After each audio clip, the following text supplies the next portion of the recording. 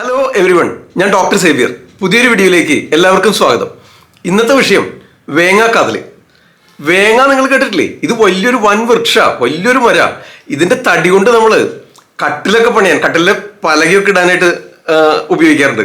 അതെന്തിനാണെന്നറിയോ? ഈ പലകമേൽ കിടന്നാൽ രോഗങ്ങൾ വരില്ല എന്ന് പോലും വിശ്വസിക്കുന്നു. അതുപോലെ ഇതിന്റെ തടി കൊണ്ട് നമ്മളൊരു കപ്പ് ഉണ്ടാക്കിയിട്ട്, അല്ലെങ്കിൽ ഒരു ഗ്ലാസ് പോലെ മരത്തിന്റെ വേങ്ങാക്കാതലിന്റെ തടി കൊണ്ട്, ആ കാതൽ കൊണ്ട് ഒരു കപ്പ് പോലെ ഉണ്ടാക്കിയിട്ട് അതിൽ വെള്ളം ഒഴിച്ചു വെക്കുക ഒരു രാത്രി മുഴുവൻ. സന്ധ്യയാകുമ്പോൾ തിളപ്പിച്ചാറിയ വെള്ളം ഒരു ഗ്ലാസ് ഈ കപ്പിൽ ഒഴിച്ചു വെച്ച് രാവിലെ വെറും വയറ്റിൽ പതിവായിട്ട് കുടിക്കുകയാണെങ്കിൽ പ്രമേഹം നിയന്ത്രിച്ച് നിർത്തും. ഇതും നിങ്ങൾ കേട്ടിട്ടുണ്ടാവും. അതുപോലെ ഈ ധാര പാത്തിയൊക്കെ ഇല്ലേ, നമ്മൾ ഉഴിച്ചിലിനും പിഴിച്ചിലിനും ഒക്കെ ആയിട്ട് ആയുർവേദ ചികിത്സയ്ക്ക് ഉപയോഗിക്കുന്ന പാത്തി ഉണ്ടല്ലോ, എണ്ണത്തോണി, എണ്ണപ്പാത്തി എന്നൊക്കെ വിളിക്കുന്ന ആയുർവേദ ചികിത്സകൾക്കായിട്ട് ഉപയോഗിക്കുന്ന പിഴിച്ചിലും ധാരയും ഉഴിച്ചിലൊക്കെ ചെയ്യാനായിട്ട് ഉപയോഗിക്കുന്ന ആ പാത്തി ഉണ്ടല്ലോ, അത് നിർമ്മിക്കാനും ഈ വേങ്ങാക്കാതലിന്റെ തടി ഉപയോഗിക്കുന്നുണ്ട്.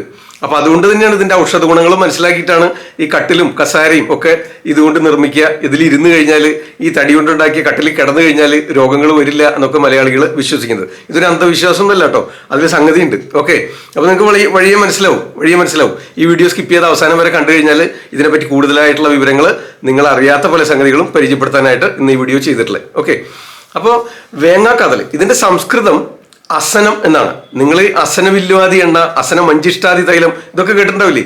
അസനാദി ഗണത്തിൽ, ആയുർവേദ ഔഷധങ്ങളുടെ ഗണങ്ങളായിട്ട് തിരിച്ചിട്ടുള്ളതിൽ അസനാദി ഗണത്തിൽ പെടുന്ന ഒരു ഔഷധമാണ്. ഓക്കെ, ഇതിന്റെ രസഗുണ വീര്യഭാഗങ്ങൾ പറയുകയാണെങ്കിൽ ഇത് ലഘുരൂക്ഷ ഗുണമാണ്, തിക്ത കഷായ രസമാണ്, ശീതവീര്യമാണ്, കടുവിഭാഗമാണ്.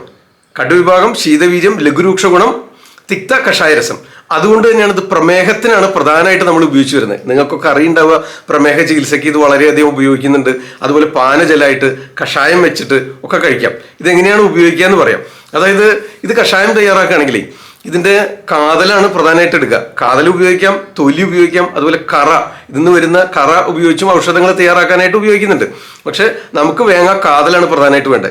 ഇത് നമ്മൾ ദാഹശമനിയായിട്ട് ഇതിന്റെ ആ ചീളുകൾ കൊത്തി, ഇത് മരുന്ന് കടകളിൽ വാങ്ങിക്കാൻ കിട്ടും, ചെറുതായിട്ട് കൊത്തി നുറുക്കിയിട്ടിട്ട് ഒരു 1-2 സ്പൂണ് അല്ലെങ്കിൽ ഒരു ഇത്ര അളവിലെടുത്തിട്ട് ഒരു കലം വെള്ളത്തിലിട്ട് നന്നായിട്ട് തിളപ്പിച്ച് കുടിക്കുകയാണെങ്കിൽ ഇത് കഫപിത്ത ദോഷങ്ങളെയാണ് ശമിപ്പിക്കുന്നത്. രസഗുണവിരോഗങ്ങൾ പറഞ്ഞല്ലോ. അപ്പൊ ത്രിദോഷങ്ങളിൽ കഫദോഷം കൊണ്ടുണ്ടായിട്ടുള്ള രോഗാവസ്ഥകളെയും പിത്തം കൊണ്ട് ഉണ്ടായിട്ടുള്ള രോഗാവസ്ഥകളെയും ശമിപ്പിക്കുന്നതിന് സഹായിക്കുന്നുണ്ട്.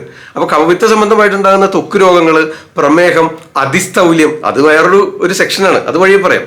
ഓക്കെ, അപ്പോൾ ഇത്തരം സംഗതികളിലൊക്കെ ഇത് ഉപയോഗിക്കാനായിട്ട് സാധിക്കും. പ്രമേഹ രോഗത്തിന് ഉപയോഗിക്കുന്ന മിക്കവാറും ഔഷധങ്ങളൊക്കെ, അതിസ്ഥൗല്യം എന്ന് പറഞ്ഞാൽ ഒബേസിറ്റി, ഓവർവെയിറ്റ്, ഇത്തരം രോഗാവസ്ഥയിൽ ഉപയോഗിക്കാം. ഒബേസിറ്റിക്ക്, തടി കുറയ്ക്കാനായിട്ട് ഉപയോഗിക്കുന്ന പല ഔഷധങ്ങളും രോഗത്തിനും പ്രമേഹ രോഗ ചികിത്സയിലും ഉപയോഗിക്കാനായിട്ട് സാധിക്കും. ഓക്കെ, അത് ഞാൻ മുൻ വീഡിയോകളിൽ പറഞ്ഞിട്ടുണ്ട്, നിങ്ങൾക്ക് ഓർമ്മയുണ്ടാവും തോന്നുന്നു. അപ്പോൾ അസനം എന്ന് വിളിക്കുന്ന വേങ്ങാക്കാതൽ മലയാളം, ഇതിന്റെ തടിയും ഉപയോഗിക്കും, അതുപോലെ തൊലി ഉപയോഗിക്കും, കറ ഉപയോഗിക്കും. ഓക്കെ, ഇത് പാനജലമായിട്ട് എടുക്കുകയാണെങ്കിൽ നിങ്ങൾ അത് കൊത്തി നുറുക്കിയിട്ട് ഒരു 10-30 ഗ്രാം, 1 ഗ്രാം ഒരു കലം വെള്ളത്തിൽ, ഒരു 2-3 ലിറ്റർ വെള്ളത്തിലിട്ട് നന്നായിട്ട് വെട്ടി തിളപ്പിച്ച് അരിച്ചെടുത്ത് വെക്കുക. ആ ചണ്ടി അതിൽ കിടക്കരുത്, തിളച്ച് കഴിഞ്ഞാൽ ആ ചണ്ടി അരിച്ച് മാറ്റണം.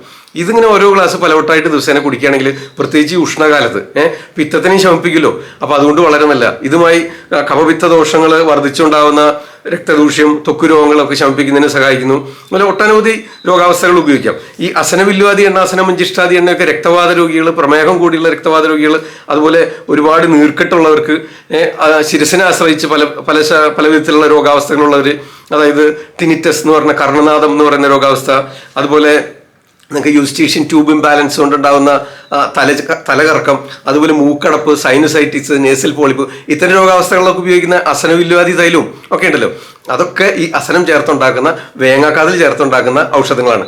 വേങ്ങാക്കാതിൽ കഷായം വെച്ചാണ് നമ്മൾ ഇപ്പോൾ തൈലം കാച്ചിയായാലും നമ്മൾ ഉള്ളിലേക്ക് ഉപയോഗിക്കുകയായാലും കഷായം വെച്ചാണ് ഉപയോഗിക്കുക. അതിനെടുക്കേണ്ട എങ്ങനെയാണെന്ന് വെച്ച് കഴിഞ്ഞാൽ ഇതിന്റെ തടി ഉണ്ടല്ലോ, അത് നമ്മൾ കൊത്തി നുറുക്കി ചീളുകളാക്കിയിട്ട്, ഒരു ചെറിയ കമ്പുകളാക്കിയിട്ട് ഒരു 60 ഗ്രാം വേണം ഒരു കഷായത്തിന്. ഈ 60 ഗ്രാം നമ്മൾ 1200 മില്ലി വെള്ളത്തിലിട്ട് തിളപ്പിക്കണം. നമുക്ക് കഷായം തയ്യാറാക്കേണ്ട വിധി ആദ്യം ഇങ്ങോട്ട് പറഞ്ഞു കഴിഞ്ഞാൽ നിങ്ങൾക്ക് ഏതേത് രോഗാവസ്ഥകളിൽ എങ്ങനെ ഉപയോഗിക്കണമെന്ന് പിന്നീട് പറയാം. ഓക്കെ, അപ്പോൾ കഷായം തയ്യാറാക്കാനായിട്ട് നമുക്കൊരു 60 ഗ്രാമാണ് ഒരു ഡോസ് കഷായം തയ്യാറാക്കാനായിട്ട് ആവശ്യമുള്ളത്. അപ്പോൾ ഇതിന്റെ കാതിൽ ചെറുതായിട്ട് കൊത്തി നുറുക്കി എടുക്കുക, ചെറിയ കമ്പുകളാക്കി എടുക്കുക. എന്നിട്ട് അതിലേക്ക് 1200 മില്ലി വെള്ളം ഒഴിക്കണം. 1200 ml വെള്ളം ഒഴിച്ചിട്ട് അത് തിളപ്പിച്ച് ചെറുതീകരിച്ച് വെറ്റിക്കണം. ഭയങ്കര പെട്ടെന്ന് വല്ലാണ്ട് തിളപ്പിച്ച് വെറ്റിക്കരുത്, ചെറുതീകരിച്ച് കുറുക്കി പതുക്കെ വെറ്റിച്ച്, ഇതിപ്പോൾ ഗ്യാസിലേക്ക് ആണെങ്കിൽ സിമ്മിലിട്ട് തിളപ്പിച്ച് വെറ്റിക്കുക. എന്നിട്ട് അതിന്റെ 4 1/4 1200 4 1/4 300 മില്ലി 300 മില്ലി. ഓക്കെ, എന്നിട്ട് അതിൻ്റെ ആ ചണ്ടി അരിച്ച് കളയാം. ആ ചണ്ടി അരിച്ച് കളഞ്ഞിട്ട് അത് വീണ്ടും കുറുക്കി വറ്റിച്ച് പകുതിയാക്കി വറ്റിക്കുക. ഓക്കെ, അപ്പോൾ 300 മില്ലിനെ വീണ്ടും പകുതിയാക്കുമ്പോൾ 150 മില്ലി ഇല്ലേ. ഇതിൽ 75 മില്ലി രാവിലെ ഭക്ഷണത്തിന് ഒരു 2 മണിക്കൂർ മുമ്പ് അല്ലെങ്കിൽ വെറും വയറ്റിൽ കഴിക്കാം. ഓക്കെ, അതാണ് ഏറ്റവും ഉചിതം. അതുപോലെ ഡിന്നറിന് ഒരു മണിക്കൂർ മുമ്പും കഴിക്കുക. കാലത്തും രാത്രിയും ഭക്ഷണത്തിന് ഓരോ മണിക്കൂർ മുമ്പ് കഴിച്ചാലും മതി എന്നൊക്കെയാ. ഓക്കെ, അപ്പോൾ 60 ഗ്രാം മരുന്ന് 1200 മില്ലി വെള്ളത്തിൽ തിളപ്പിച്ച് 300 മില്ലി 4:1 തിളപ്പിച്ച് വെറ്റിച്ച് അരിച്ചെടുത്ത് വീണ്ടും കുറുക്കി 150 മില്ലി 150 ml ആക്കി കുറയ്ക്കുക, വറ്റിക്കുക. അതിന്റെ പകുതി കാലത്ത് ഭക്ഷണത്തിന് 1 മണിക്കൂർ മുമ്പ്, ബാക്കി പകുതി 75 മില്ലി വീതം 2 നേരം ഭക്ഷണത്തിന് മുമ്പ് കഴിക്കണം എന്നർത്ഥം. ഓക്കെ, ഒരു അരമണിക്കൂറോ 1 മണിക്കൂറോ ഗ്യാപ്പ് കിട്ടിക്കഴിഞ്ഞാൽ അത് കഷായം നന്നായിട്ട് ദഹിച്ച് ശരീരത്തിലേക്ക് ആഗിരണം ചെയ്തോളൂ. അതിനാണ് ഈ ഭക്ഷണത്തിന് 1-2 മണിക്കൂർ മുൻപ് കഴിച്ചാൽ നല്ലതാണെന്ന് വിധിക്കുന്നത്. ഓക്കെ, അപ്പൊ ഇങ്ങനെയാണ് പൊതുവെ കഷായോഗം തയ്യാറാക്കുക. കഷായം ഇനി അത് ഏത് അവസ്ഥയിലൊക്കെ ഉപയോഗിക്കാന്ന് വഴിയെ പറയാം. ഓക്കെ, ഇനി നിങ്ങൾക്ക് പാനജലമായിട്ടാണ് ഉപയോഗിക്കണമെങ്കിൽ ഒരു 30 ഗ്രാം മതി.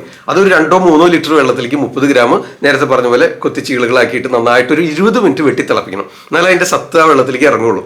അത് തിളച്ച ഉടനെ ചൂടോടെ തന്നെ ആ ചണ്ടി അരിച്ച് മാറ്റണം. നിങ്ങൾ പലരും തെറ്റിദ്ധരിക്കാറുള്ള ഒരു സംഗതി ഉണ്ട്, ആ ചണ്ടി അതിൽ മുഴുവൻ നേരം കിടന്നു കഴിഞ്ഞാൽ അത് വീണ്ടും അതിലേക്ക് ആ സത്ത് ഇറങ്ങി വരില്ലെന്ന്. അങ്ങനെയല്ല സംഭവിക്കുക, അത് വീണ്ടും അതിലേക്ക് തിരിച്ച് പിടിക്കുകയാണ് ചെയ്യുക. അപ്പോൾ അതുകൊണ്ട് ആ ഒരു 20 മിനിറ്റ് തിളപ്പിച്ച് കഴിഞ്ഞാൽ ആ ചണ്ടി അതിന് അരിച്ച് മാറ്റിയിട്ട് ആ വെള്ളം ഒരു ഫ്ലാസ്കിലൊക്കെ സൂക്ഷിക്കുക. എന്നിട്ട് 1/2 ഗ്ലാസ് വീതം കുറേശ്ശെ വെള്ളം ചൂടോടെ കുടിച്ചുകൊണ്ടിരുന്നാലേ ഇതുപോലെ രക്തദൂഷ്ട്യം കൊണ്ടുണ്ടാകുന്ന രോഗാവസ്ഥകൾ, അമിത ഭാരം, ശരീരഭാരം ഉള്ളവർക്ക് ആ ശരീരഭാരം നിയന്ത്രിക്കുന്നതിന്, വിശപ്പിനെ നിയന്ത്രിക്കുന്നതിന്, പ്രമേഹം കുറച്ച് കൊണ്ടുവരുന്നതിന് എല്ലാം സഹായിക്കും. ഇങ്ങനെ പാനജലമായിട്ട് ഉപയോഗിക്കാം, കഷായമായിട്ട് ഉപയോഗിക്കാം. ഓക്കെ, ഇനി ഇതുപോലെ അസനാദി ചൂർണം ഒക്കെ ഉണ്ട്. അത് ഇപ്പൊ നിങ്ങൾ പുറമേക്കൊക്കെ വിദേശങ്ങളിലേക്ക് കൊണ്ടുപോകണമെങ്കിൽ ഇത് പൊടിച്ച പൊടി കൊണ്ടുപോയിട്ട് അവിടെ 1 ടീസ്പൂൺ ഇട്ട് 1 ഗ്ലാസ് വെള്ളം നന്നായിട്ട് തിളപ്പിച്ച് അരിച്ചെടുത്ത് രാവിലെയും അതേപോലെ രാത്രിയും ഭക്ഷണത്തിന് മുമ്പ് കുടിച്ചാലും മതിയില്ല. അസനം, വേങ്ങ പൊടി കിട്ടും, വാങ്ങിക്കാനായിട്ട് കിട്ടും. ഇപ്പൊ കടകളിലും ഓൺലൈനും ഒക്കെ കിട്ടാനുണ്ട്. അപ്പൊ അങ്ങനെ വേണമെങ്കിൽ അങ്ങനെ ഉപയോഗിക്കാം. അപ്പൊ അങ്ങനെയാണെങ്കിൽ 1 ഗ്ലാസ് വെള്ളത്തിലേക്ക് 1-2 ടീസ്പൂണേ വേണ്ടു. അതിട്ടൊന്ന് ചെറുതായിട്ട് തിളപ്പിക്കുക, അരിച്ചെടുത്ത് കുടിക്കുക. ഓക്കെ, അങ്ങനെ രാവിലെയും രാത്രി അങ്ങനെ ചൂർണമായിട്ടും ഉപയോഗിക്കാം. പിന്നെ ഇത് ചേർത്ത് കാച്ചുന്ന എണ്ണകൾ ഞാൻ നേരത്തെ പറഞ്ഞല്ലോ. പ്രമേഹ രോഗത്തിൽ, രക്തവാത രോഗികൾ, ശിരസിനെ ആശ്രയിച്ചുണ്ടാകുന്ന രോഗാവസ്ഥകളിലൊക്കെ ഇത് ചേർത്തുണ്ടാകുന്ന തൈലങ്ങൾ കാച്ചി തേച്ച് ഉപയോഗിക്കുന്ന അസനാദി ഗണത്തിൽ ഉൾപ്പെട്ട ഒരു മരുന്നാണ് വേങ്ങാക്കാതൽ. ഇത് ഉപയോഗിച്ച് നമ്മൾ തടി ഉണ്ടാക്കിയ ആ തടിക്കട്ടിൽ കിടന്നു കഴിഞ്ഞാൽ പ്രമേഹം കുറയുന്നതിന് സഹായിക്കുന്നുണ്ട്. അതുപോലെ ഇതുകൊണ്ടുണ്ടാക്കുന്ന മരക്കപ്പിൽ ഒരു രാത്രി മുഴുവൻ വെള്ളം തിളപ്പിച്ചാറിയ വെള്ളം ഒരു രാത്രി മുഴുവൻ ഒഴിച്ചു വെച്ച് സൂക്ഷിച്ചിരുന്നിട്ട് രാവിലെ വെറും വയറ്റിൽ പതിവായിട്ട് കുടിച്ചാലും പ്രമേഹം നിയന്ത്രിച്ച് നിർത്തുന്നതായിട്ട് കണ്ടിട്ടുണ്ട്. ഓക്കെ, ഇത്തരം സംഗതികളിലൊക്കെ ഇത് ഉപയോഗിക്കാം. ഇത് വലിയൊരു വൻവൃക്ഷമാണ്, വലിയൊരു തടിയാണ്. അപ്പൊ ഇതിന്റെ കാതലാണ് പ്രധാനമായിട്ട് ഉപയോഗിക്കുന്നത്. തൊലിയും ഉപയോഗിച്ച് വരുന്നുണ്ട്. ഇന്ന് വരുന്ന കറ, സാപ്പിൽ നിന്ന് പല മരുന്നുകൾ തയ്യാറാക്കുന്നതിനായിട്ട് ഉപയോഗിക്കുന്നുണ്ട്. വളരെ ഔഷധ ഗുണമുള്ളൊരു സസ്യമാണ് വേങ്ങാക്കാതൽ. ഓക്കെ, അപ്പോൾ വേങ്ങയെ പറ്റി ഈ അറിവുകൾ നമുക്ക് ഉപകാരപ്പെടുന്നു വിചാരിക്കുന്നു. ഇനി ഇത് തടി കുറയ്ക്കാനായിട്ട്, അതിസ്ഥൗല്യം, അമിത ശരീരഭാരം ഉള്ളവര്, അവർക്ക് ഭയങ്കര വിശപ്പായിരിക്കും, മനസ്സിലായോ? അപ്പൊ ഈ പിത്തം വർദ്ധിക്കുന്നതുകൊണ്ടാണ്, അതുപോലെ കഫം വർദ്ധിക്കുന്നതുകൊണ്ടാണ് ശരീരത്തിൽ മേധസ് കൂടുന്നത്, പിത്തം വർദ്ധിക്കുന്നതുകൊണ്ടാണ് വിശപ്പ് കൂടുന്നത്. അപ്പൊ അതുകൊണ്ടാണ് അതിസ്ഥൗല്യത്തിൽ ഇത് ഉപയോഗിക്കുക എന്ന് പറയുന്നത്, മനസ്സിലായോ? അപ്പോൾ ഇത് നേരത്തെ പറഞ്ഞ പോലെ കഷായം വെക്കുക. 60 ഗ്രാം 1200 മില്ലി വെള്ളത്തിൽ കഷായം വെച്ച് 4:1 വറ്റിച്ച് പിഴിഞ്ഞരിച്ച് പകുതി വീതം കാലത്തും രാത്രിയും ഭക്ഷണത്തിന് മുമ്പ് സേവിക്കുക. തടി കുറയ്ക്കാനായിട്ട് കഴിക്കുന്നവർ ഇതിൽ തേൻ ചേർത്ത് വേണം കഴിക്കാൻ. ഓക്കെ, തേനാണ് മേമ്പൊടി ചേർക്കേണ്ടത്. അപ്പൊ തേൻ മേമ്പൊടി ചേർക്കുമ്പോൾ എപ്പോഴും തണുത്തതിന് ശേഷം വേണം കഴിക്കാൻ. ചൂടോടെ തേൻ ചേർക്കാൻ പാടില്ല. അപ്പോൾ തിളപ്പിച്ച് വാങ്ങി അരിച്ചെടുത്തതിന് ശേഷം, തണുത്തതിന് ശേഷം അതിൽ 75 മില്ലിയിലേക്ക് 1 ടീസ്പൂൺ തേൻ മേമ്പൊടി ചേർത്ത് രാവിലെ വെറും വയറ്റിൽ കഴിക്കുക.